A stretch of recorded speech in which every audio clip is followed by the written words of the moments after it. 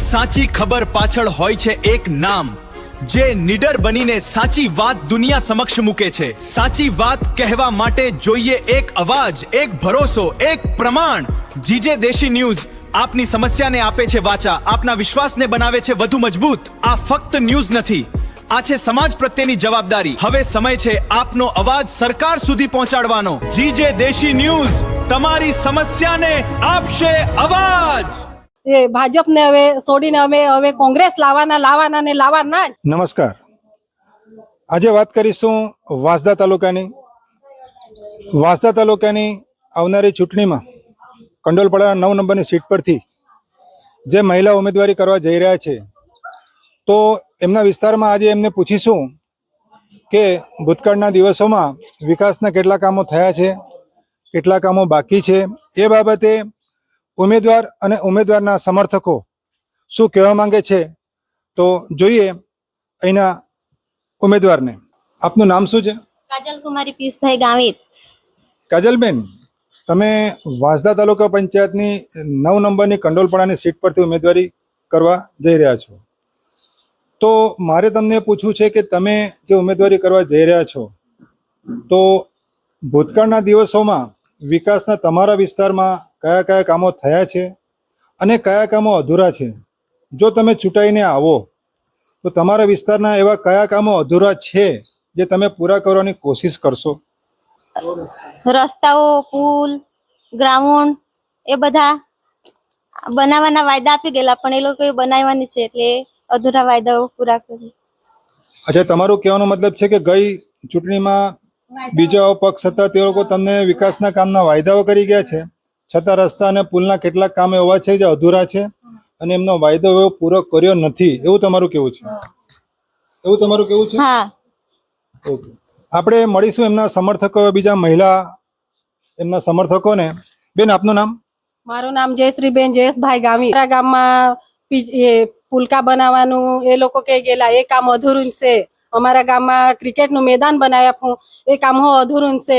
રસ્તા બનાવી આપું, એ પણ કામ અધૂરું છે। માઇક લઈને એ લોકો એલાઉન્સ કરી ગયેલા કે અમે તમારા ગામમાં આ કામ કરી આપું, પુલનું કામ કરી આપું, મેદાનનું કામ કરી આપું, પણ ખોટા વાયદા આપીને અમારા ગામમાં કોઈ કામ કરેલું નહીં એ લોકોએ। એટલે અમે હવે ભાજપને હવે છોડીને હવે કોંગ્રેસ લાવવાના ને લાવવાના જ। તો તમારો કહેવાનો મતલબ છે કે સરકાર ભાજપની હતી અને તમને વાયદા બજાર કરી ગયેલા અને એ કામો એ લોકો પૂરા કર્યા નથી, જેથી તમે નારાજ થઈને તમે હવે એમને ઊભા કરવાની કોશિશમાં છો કે હવે કોંગ્રેસ પાર્ટી જોઈએ, કોંગ્રેસના જ ઉમેદવાર જોઈએ તો જ વિકાસ થશે, એવું તમને લાગી રહ્યું છે? અમે વાત કરીશું એક બીજા બેન જોડે। બેન, તમારું નામ? હરિતાબેન, તમે જે એમને સપોર્ટ કરવા માટે જઈ રહ્યા છો, તો તમારા વિસ્તારના કોઈ કામ અધૂરા છે એવું તમને કોઈ ખબર છે ખરી?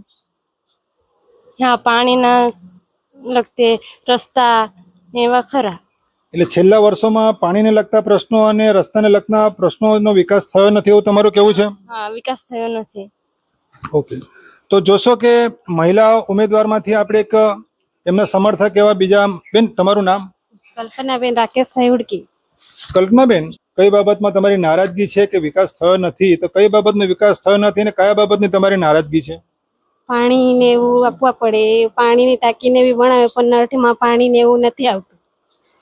ને બીજા કયા તમને પ્રોબ્લેમ લાગે છે કે જે તમારા વિસ્તારમાં કામો થયા નથી? રસ્તાઓ ને એવો બધા ખાડા ટેકરા ને એવા જ રસ્તા રે, કઈ રસ્તો કોઈ બનાવી આપે એવું નહીં। અચ્છા, એટલે તમારું કહેવાનો મતલબ છે કે રસ્તા પણ અધૂરા છે, ખાડા ટેકરા છે અને પાણીની યોજના પણ તમારા અહીંયા એટલી સફળ જવી જોઈએ એટલી નથી। હા બેન, શું કહેવા માંગો છો? બોરિંગો વર્તાવી જાય, બોરિંગ વર્તાવા વાળાને હું લઈ આવે, બોરિંગ ઉતારવાને તે ખૂટે મારી જાય, પણ એ બોરિંગ થાય જ નહીં। કાલે લાવું એમ કે જાય પણ ત્યાં બોર આવે જ નહીં, બીજી જગ્યાએ ઉતારી આપે। અચ્છા, એટલે તમારું બેન કહેવાનો મતલબ છે કે પાણીની સમસ્યા હજુ છે તમારા વિસ્તારમાં? આ ગામના એક વડીલશ્રીને પૂછીશું। કાકા, કેમ છો? આપનું નામ? છોટુભાઈ સોનજીભાઈ ગાવિત। છોટુ કાકા, મહિલા ઉમેદવારી જ્યારે તાલુકા પંચાયત સીટ પરથી આપણા વિસ્તારમાંથી કરવા જઈ રહ્યા છે, તો એ બાબતે આપ શું કહેશો? એ બદલ આ જે કામ બાકી રહેલા છે એ થોડુંક આ ચૂંટાઈ આવે તો અમે એને સપોર્ટ આપીએ ને આ કામ અધૂરા છે તે પૂરા કરાવીએ। પાછળની સરકારે એ કામ અધૂરા મૂકેલા છે કે કર્યા જ નથી? સરકારે અધૂરા મૂકેલા છે। એટલે હમણાં જે સરકાર હતી તે? હા, તે અધૂરા કામ છે, એટલે તે પૂરા થવા જોઈએ એમ અમારો આ મહત્વ છે એમ. એટલે તમારો કહેવાનો મતલબ છે કે વિકાસ અહીં હજુ અધૂરો છે, અધૂરું છે. અને બેન જો ચૂંટાઈને આવે તાલુકા પંચાયત 9 નંબરની સીટ પરથી હા. તો એ કામ પૂરા કરશે એવું તમને લાગી રહ્યું છે? લાગે છે, બરોબર લાગે છે એમ કરવું.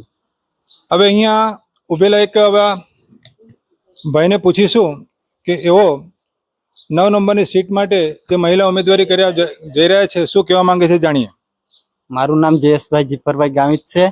હું ઢોલુંબરનો છું ને મારે જે કહેવાનું છે, જો અમારા ગામમાં આગલી જે ચૂંટણી થઈ પેટા ચૂંટણી, એમાં જે વાયદાઓ એ લોકોએ કર્યા અમારા ગ્રાઉન્ડ પર આવીને જીતીને આવ્યા પછી કે તમને હવે અમે આ કરી આપશું. મેદાનના જે છોકરા લોકોને ભેગા કરીને એ લોકોને કીધું કે અમે તમને મેદાન બનાવી આપશું. ચૂંટણી આવી ગઈ, એ લોકોના વાયદા પૂરા થઈ ગયા.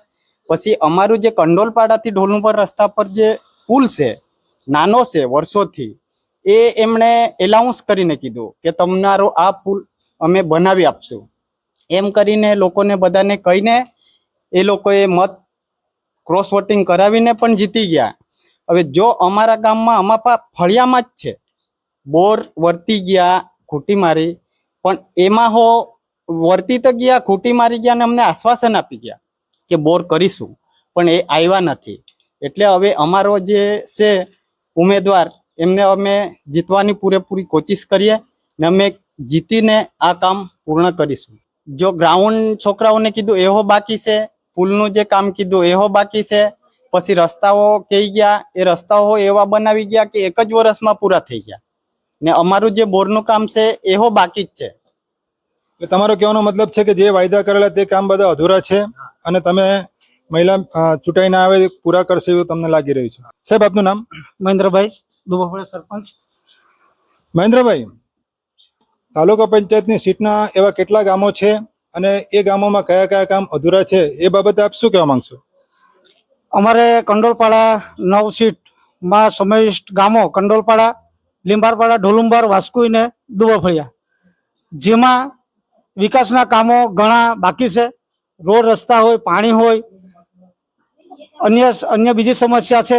શિક્ષણથી લઈને આરોગ્યથી લઈને ઘણી મોટી એવી સમસ્યાઓ છે કે જેમાં જોઈએ કે ગયા પેટા ચૂંટણીમાં સાંસદ શ્રી ધવલ પટેલ સાહેબ શ્રી માઇકમાં એલાઉન્સ કરી મોટા મોટા બંખાઓ મારીને અમારા દુબાફળિયામાં બી છોકરાઓને કહે કે તમને ક્રિકેટ મેદાન બનાવવા માટે 1.5 લાખનો વાયદો આપેલો. વાસ્કુઈ ગામમાં ક્રિકેટ મેદાન બનાવવાનો વાયદો આપેલો, ત્યાં દિવાલ બનાવવાનો વાયદો આપેલો. ઢોલુંબર ગામમાં બી ક્રિકેટ મેદાન બનાવવા છોકરાઓને વાયદો આપેલો. તે જ રીતના લીંબરપાડા ગામમાં બી ક્રિકેટ મેદાનનો વાયદો આપેલો, રસ્તો બનાવવાનો વાયદો આપેલો. પણ આ બીજી ચૂંટણી આવી ગઈ, પણ એક બી કામ થયું નથી. એટલે આ મોટી જે સરકાર છે, મોટા મોટા બણગા ફૂકે વિકાસના નામ પર, પણ એક બી વિકાસનું કામ થયું નથી. છતાં એ લોકોનો તો દાવો છે કે અમે વિકાસના તાલુકાના કામો કર્યા જ છે, હવે કોઈ કામ અમારી દ્રષ્ટિએ અધૂરા નથી, અને માનો કે અધૂરા હોય તો અમે પૂરા કરીશું. પણ તમે જે કામ અધૂરા ગણાવો છો, તમે જે લિસ્ટ આપો છો, એ બાબતે શંકા જતા તમે હજુ એવા કયા બીજા કામો તમને અધૂરા લાગે છે જે સરકારે પૂરા નથી કર્યા? પાણીની સમસ્યા છે. જે નળ સે જલ યોજનામાં ટાંકી બનાવી દીધી, ઘર ઘર સુધી નળ મૂકી દીધા, ખાલી હવા જ આવે, પાણી નથી આવતું. પહેલો પ્રશ્ન તો મોટો પ્રશ્ન પાણીનો 5 ગામમાં આ પ્રશ્ન છે, કારણ કે પાણીની બહુ મોટી સમસ્યાઓ છે. એવા તો અનેકો એવા વિકાસના કામો અધૂરા છે. બીજી વાત તો કરીએ કે આ સરકાર વિકાસના મોટા મોટા બણકા ફૂંકતી છે, પણ અમારા આદિવાસી વિસ્તારમાં શિક્ષણમાં જોઈએ તો અમારા છોકરાઓ જ્યારે સ્કૂલમાં ભણવા જાય ત્યાં પૂરતા શિક્ષકો નથી. અને જે મધ્યાહન ભોજનની વાત કરું છું, કારણ કે અમે હર હંમેશા અમારા આદિવાસી વિસ્તારના બાળકો કુપોષિત થાય એના વિરોધમાં જે આજે નાઇક ફાઉન્ડેશન દ્વારા જે જમવાનું આવતું છે એ કુપોષિત ખાવાનું આવતું છે. અમારા આદિવાસી વિસ્તારના બાળકો કુપોષિત થવા જઈ રહેલા છે. જ્યારે અમે આવેદનપત્ર આપીએ ત્યારે આ ભાજપ સરકારના જે મોટા મોટા નેતાઓ એક બી એમના મોઢામાંથી શબ્દ નથી નીકળતા કે ખરેખર અમારા આદિવાસી સમાજના બાળકો કુપોષિત થવા જઈ રહ્યા છે. તો આ બંધ કરાવવાની અમે લડત ઉપાડીએ, પણ ભાજપના એક બી નેતા એવાને ખાલી બંગડી પહેરી લઈ સમાજને બચાવવા પર આવતા નથી. આપની વાત પરથી એવું લાગે છે કે આપના વિસ્તારના કામો ઘણા અધૂરા છે. આપના કેન્ડિડેટ જો ચૂંટાઈને આવે તે અધૂરા કામોને આપ પૂરા કરવાની કોશિશ કરશો અને જનહિતના કામ કરશો અને પ્રજાને એ દુઃખમાંથી મુક્ત કરશો, એવી આપની વાત પરથી મને લાગી રહ્યું છે. આપે જોયું કે કંડોલપાડા 9 નંબરની કંડોલપડાની સીટ પરથી જે તાલુકા પંચાયતના ઉમેદવારી કરવા જઈ રહ્યા છે એ મહિલા ઉમેદવાર પર ગ્રામજનોનો એમના સમર્થકોનો સાથ સહકાર છે અને એટલા માટે કે જે અધૂરા કામો છે આ મેડમ ચૂંટાઈને આવશે તો એ કામો પૂરા કરશે એવું એમને લાગી રહ્યું છે.